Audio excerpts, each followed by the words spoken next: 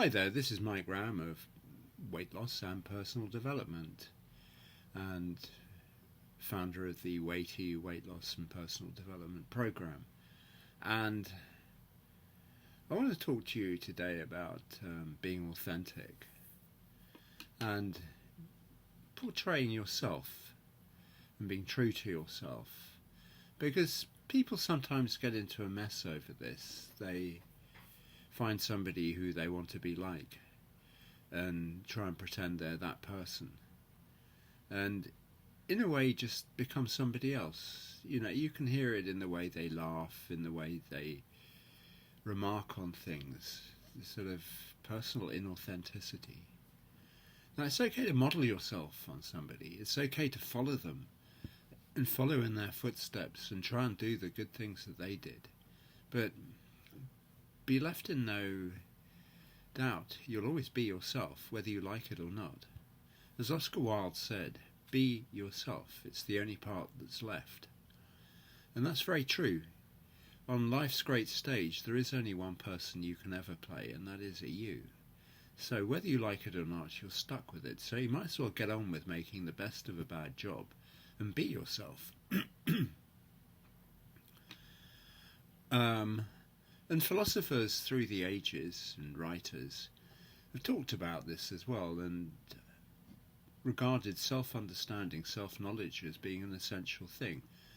Know yourself was a popular refrain of Socrates, for instance. And all philosophers have touched on this issue in some way or other.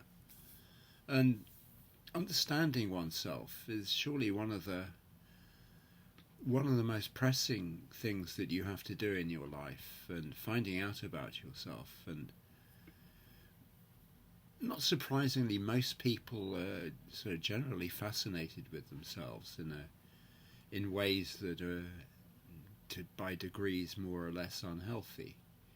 And not all of it's unhealthy by any means, and some of it's very genuine attempt to actually become somebody who understands themselves and can predict themselves and knows what they want.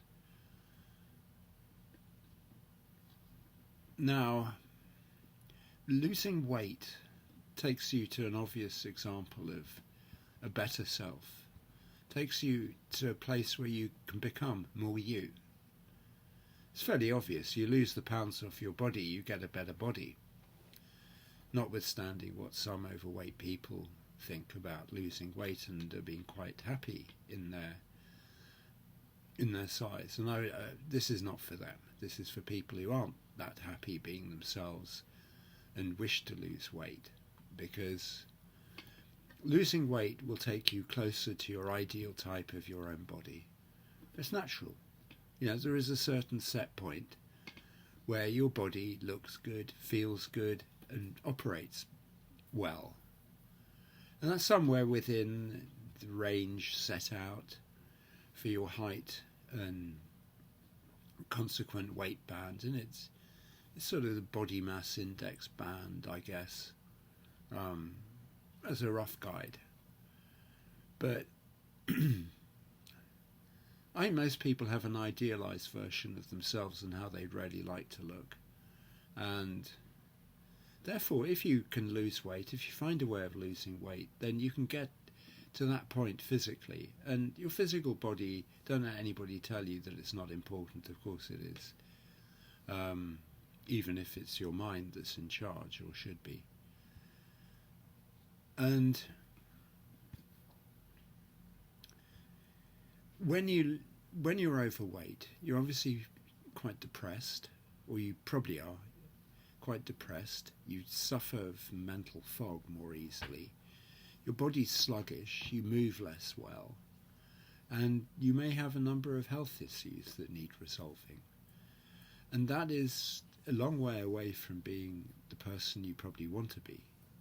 Whereas once you've lost the weight, the mental fog goes, the depression goes, you feel better in yourself, you feel healthier, because you're going to be naturally drawn to eating healthy foods. You're going to be drawn to things like vegetables and fruit, because your weight loss plan will probably direct you in that towards them anyway.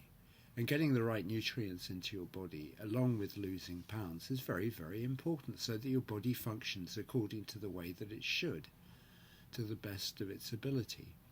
So you put the right foods in and you get the right results out. And once you're at your goal weight, then you can look at yourself in the mirror and consider what you've done and congratulate yourself because you've done a good job of it, and see how much you've improved, and enjoy the fact that you have improved, and enjoy being yourself as you should be. But it's not just the outer journey that's the important bit. There's an inner journey that goes on. And I've mentioned earlier mental states like mental fog and depression. Obviously, clearing those sort of things and discovering focus and determination to go through with your plan to lose weight will result in this sharper version of you. And as confidence comes back online, because you're bound to feel more confident because you feel better about yourself and you can project yourself more into the world. And you'll reckon you've done a good job on yourself as well, because you'll naturally feel happier about going out into the social world and projecting yourself and being less diffident about meeting people properly, because you're happier in yourself. I mean, this is a natural consequence, and it's not to be dismissed either. It's a very important factor. You know, you don't really want to always be on the sidelines because you're overweight. You want to actually participate in activities and feel like, you know, there's not something there in your life that's stopping you from doing so. And I can go on about, you know, these internal payoffs, about the journey that you go on inside yourself that makes you feel better and look better and behave more realistically and more authentically. And you can get to a point where you actually enjoy being you, you know, where it's a good laugh to be you, where it's fun, and get the most out of your life. So the way to you is really through weight loss as much as any other means, and it's a very good way of getting to know yourself and actually enjoying your life more. So if you feel like losing weight, then don't hold back and press the link below, because that takes you to the Way to You weight loss program, which is a good way of losing weight because it sets it out for you in easy to follow instructions. Anyway, that's what I wanted to say, and good luck to you, and thank you for listening.